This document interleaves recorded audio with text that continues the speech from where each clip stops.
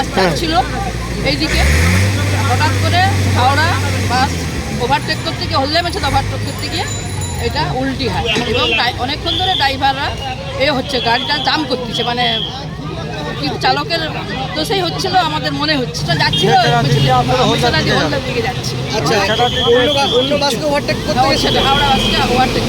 কিছু মানুষের ক্ষয়ক্ষতি হয়েছে, যে ক্ষয়ক্ষতি যাত্রী ছিল, যাত্রী অনেকেই ছিল, বাস ভর্তি।